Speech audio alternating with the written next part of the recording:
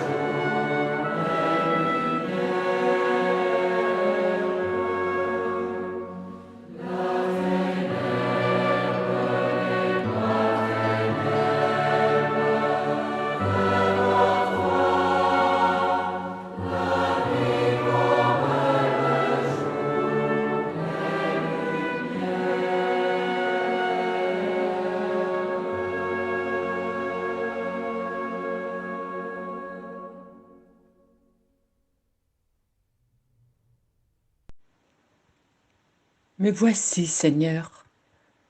Je cherche ton regard, je tends la main. Ta parole tombe en moi comme une pluie fine de printemps nourrissant la terre. Ta parole me fait revivre. Elle élargit mon cœur, elle déploie mes poumons, elle ravive mon corps. Elle me rassure. Elle desserre mon angoisse. Devant toi, je me relève, tenant ta main. Je fais mes premiers pas. Amen.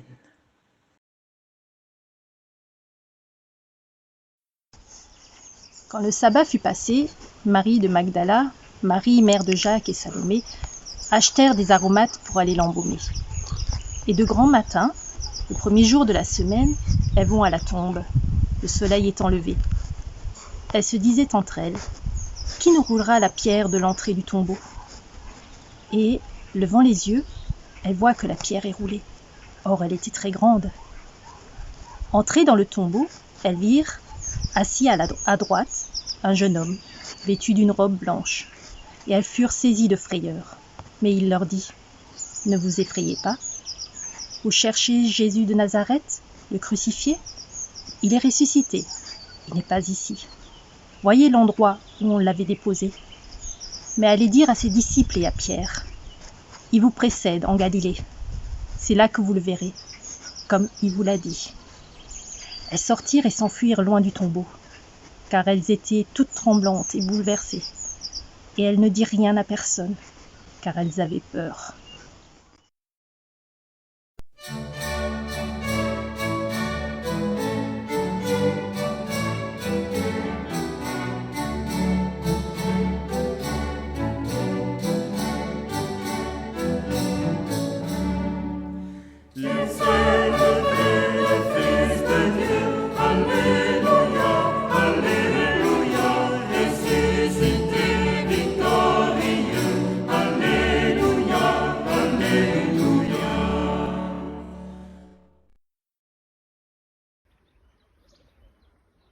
Nous attendons généralement de la religion qu'elle nous rassure, qu'elle nous inscrive dans un ordre réconfortant. Et si Pâques était d'abord l'annonce d'une brèche, d'une ouverture inattendue dans un déroulement bien ordonné. Marc nous parle de l'événement de Pâques tout d'abord sous forme d'image qui nous oriente déjà vers l'annonce de la résurrection. Le premier jour de la semaine, de bon matin, au lever du soleil. Nous ne sommes plus dans l'obscurité et les ténèbres de Vendredi Saint. Un jour nouveau s'est levé. Certes, le récit ne décrit pas l'événement de la résurrection de Jésus, son relèvement hors de la mort. Cependant, il nous parle d'une situation inattendue, jamais imaginée devant laquelle les femmes se sont retrouvées. Alors qu'elles s'étaient demandé « Qui nous roulera la pierre ?» elles constatent que la pierre a été roulée de devant le tombeau et que de plus, le tombeau est vide. Le récit de Marc est court et orienté vers une proclamation, celle du jeune homme vêtu d'une robe blanche qui leur annonce que celui qu'elle recherche, Jésus de Nazareth, le crucifié, n'est pas ici au tombeau, mais qu'il est ressuscité. Autour de cette proclamation de la résurrection, il y a tout un cheminement humain et spirituel que font ces femmes. Un cheminement qui peut inspirer notre propre cheminement de foi aujourd'hui. Lorsqu'elles sont arrivées au tombeau, elles lèvent les yeux et voient que la pierre a été roulée. Quand nous sommes dans la tristesse ou le deuil, nous avons plutôt la tête baissée, nous sommes abattus. Entrer dans la foi au ressuscité, c'est donc commencer par relever la tête. C'est oser l'espérance au cœur même de l'adversité. C'est chercher à voir au-delà du désespoir. C'est aller à la rencontre de celui qui a les paroles de vie pour recevoir une parole qui relève et redonne confiance. Marc ne présente pas l'attitude des femmes comme un évitement de la mort de Jésus, comme une fuite du tombeau avant même d'y être entrée. Il précise plutôt « Entrées dans le tombeau, elles virent assis à droite un jeune homme, vêtu d'une robe blanche, et elles furent saisies de frayeur. » Mais il leur dit « Ne vous effrayez pas, vous cherchez Jésus de Nazareth le crucifié, il est ressuscité, il n'est pas ici. » Entrer dans la foi en la résurrection de Jésus, ce n'est pas nier sa mort, ce n'est pas contourner son tombeau, mais entendre au cœur du tombeau qu'il n'est plus là dans la mort, que la mort n'a pas eu le dernier mot, mais qu'il a été relevé de la mort. Entrer dans la foi en la résurrection, c'est accepter la vie jusqu'en ses aspects les plus déroutants, les plus sombres. C'est accepter d'aller jusqu'au bout du chemin sans renoncer à l'espérance. Entrer dans la foi en la résurrection, ce n'est pas renier la rugosité de la réalité et le désarroi qui s'y rattache parfois. Le texte nous dit bien que dans le cheminement spirituel de ces femmes, il y a un passage par le tombeau vide. Nous aussi, nous connaissons des situations qui nous paraissent bouchées, sans issue. Et pourtant, si nous acceptons de les vivre et de les traverser, nous pouvons découvrir, au cœur de ce vide, une présence qui nous y attend et qui nous appelle à réorienter notre vie vers cet ailleurs où le Christ nous attend. Le tombeau vide, un lieu où les femmes constatent l'absence du crucifié, un lieu où elles sont appelées à réorienter leur recherche de Jésus ailleurs que dans ce lieu de mort. Allez dire à ses disciples qu'ils vous précèdent en Galilée. Enfin, les femmes sortent du tombeau. Elles s'enfuient car elles étaient tremblantes et elles avaient peur. On passe parfois rapidement sur ce bouleversement et cette fuite des femmes à la suite de ce qu'elles ont vu et entendu. Et si la peur était aussi un moment de la foi, la crainte devant ce qui nous dépasse? Et si la proclamation du crucifié nous faisait d'abord peur en nous déstabilisant? Certains disent que ce n'est pas forcément la mort qui nous fait peur, mais la vie dans sa plénitude. Et ici, la vie de Jésus est plus forte que la mort. Finalement, ce n'est pas seulement avec leur tête, mais avec toute leur personne, avec tout leur sens, avec leur corps et leurs émotions, que ces premières femmes ont vécu l'événement de Pâques. À leur suite, nous sommes invités à accueillir l'annonce de la résurrection de Jésus avec toute notre personne, toute notre histoire. À l'accueillir comme un appel à faire vraiment confiance au vivant et à nous mettre en mouvement sur un chemin où il nous précède. L'annonce de la résurrection de Jésus par le messager se termine par une promesse. Il vous précède en Galilée. C'est en Galilée, lieu du compagnonnage avec les disciples, que le ressuscité les précède à présent et qu'il entend se faire voir d'eux. Le rendez-vous en Galilée, c'est la promesse que Jésus nous précède dans notre vie. Oui, dans l'aventure où il nous embarque, il a fait les premiers pas. Et il nous dit « Je marche devant vous sur les chemins de la vie et de la mort. Tout ce que vous vivez ou vivrez, je l'ai déjà vécu. Faites-moi confiance, je suis là. N'ayez pas peur. Mettez-vous en route. » Ainsi, sœurs et frères en Christ, aujourd'hui nous sommes, chacune et chacun d'entre nous, invités à nous mettre en route et à devenir par nos paroles et par nos actes des disciples du crucifié relevé, à nous mettre à son écoute et à le suivre sur les chemins qu'il a ouverts, à devenir témoins du ressuscité auprès de ceux qui désespèrent de leur vie et de Dieu. Oui, aujourd'hui, il nous précède, il nous montre le chemin, il nous y accompagne. Alors, allons-y sans crainte. Amen.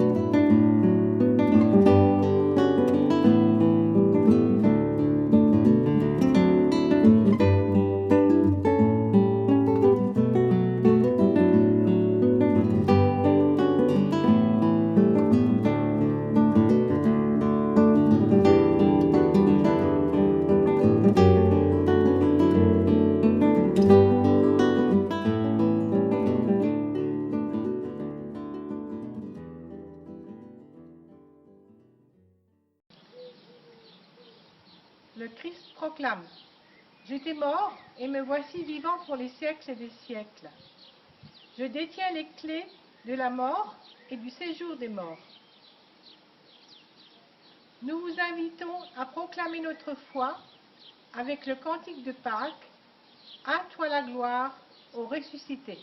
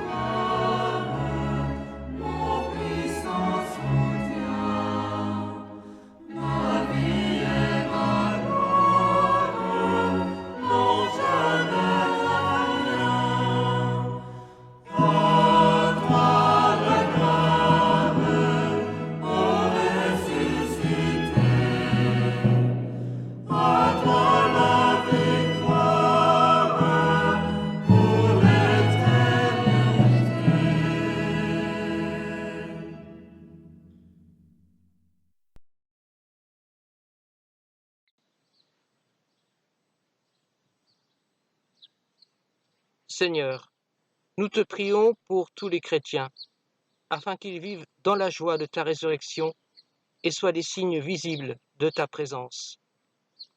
Nous te prions pour tous les malades de la pandémie de coronavirus qui frappe durement le monde entier.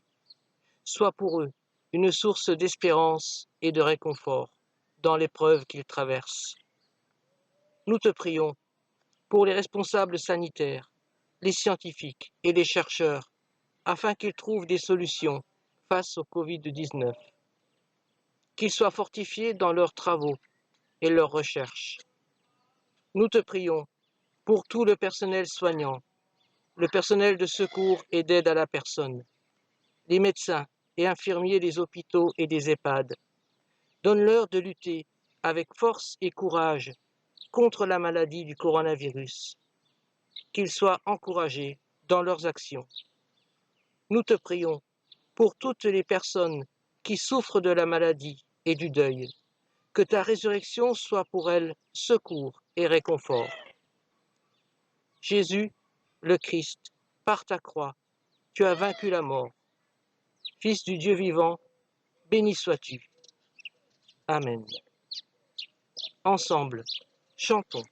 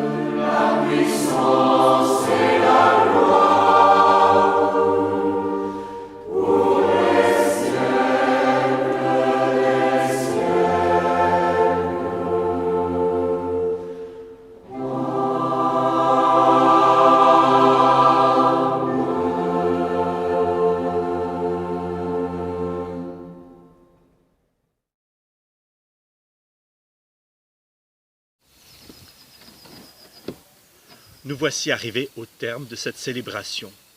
Pourtant, les choses ne sont pas vraiment terminées. Rappelez-vous, les 3 jours de deuil de ces femmes qui se sont rendues au tombeau n'étaient pas une parenthèse, quelque chose qu'on va oublier rapidement. De la même manière, cette période si particulière de confinement que vous aurez plus ou moins bien vécue, cette période ne devrait pas être une simple parenthèse, mais un épisode dont nous sortirons transformés. Et bien que nos vies soient transformées par la présence du Christ ressuscité.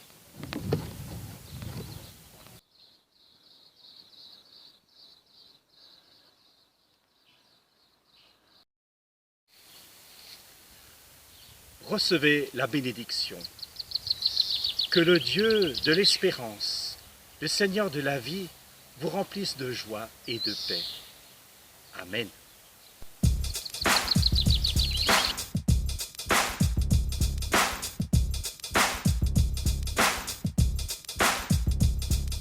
Pourquoi parmi les morts chercher les vivants? Jésus est ressuscité. Comme la lumière du soleil levant. Jésus est ressuscité. Alléluia. Jésus est ressuscité.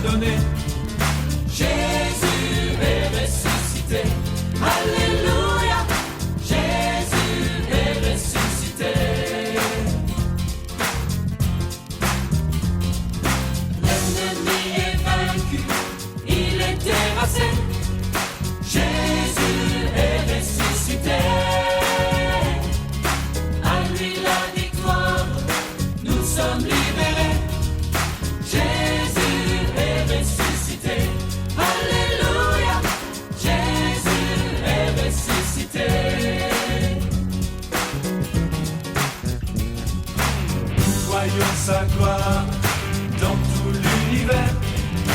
Jésus est ressuscité, l'image parfaite du Dieu notre Père. Jésus est ressuscité, alléluia. Jésus est ressuscité. Acclamons Jésus avec l'amour. Jésus est ressuscité. Dansons et chantons car il est le plus fort.